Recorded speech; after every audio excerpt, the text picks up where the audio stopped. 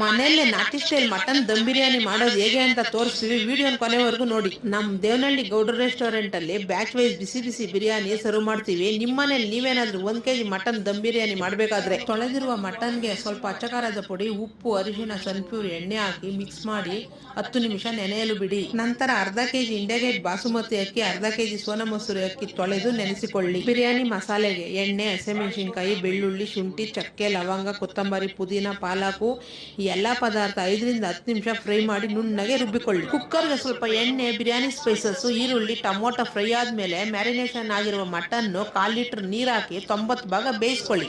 ನಂತರ ಬಿರಿಯಾನಿ ಪಾತ್ರೆಗೆ 100 ಗ್ರಾಂ ಎಣ್ಣೆ, 50 ಗ್ರಾಂ ತುಪ್ಪ, ರುಬ್ಬಿರುವ ಮಸಾಲೆ ಹಾಕಿ ಫ್ರೈ ಆದ ಮೇಲೆ 90 ಭಾಗ ಬೇಯಿಸಿದ ಮಟನ್ನು, ನೆನೆಸಿದ ಅಕ್ಕಿ, 2 ಲೀಟರ್ ಬಿಸಿ ನೀರು ಹಾಕಿ ರುಚಿಗೆ ಉಪ್ಪು 10 ನಿಮಿಷ ಬೇಯಿಸಿ ಕೊತ್ತಂಬರಿ ಹಾಕಿ ಸಣ್ಣ ಉರಿಯಲ್ಲಿ ದಮ್ ಹಾಕಿದರೆ ನಿಮ್ಮ ದೇವನಹಳ್ಳಿ ಗೌಡ್ರ ರೆಸ್ಟೋರೆಂಟ್ ಅಲ್ಲಿ ಮಾಡೋ ಮಟನ್ ದಮ್ ಬಿರಿಯಾನಿ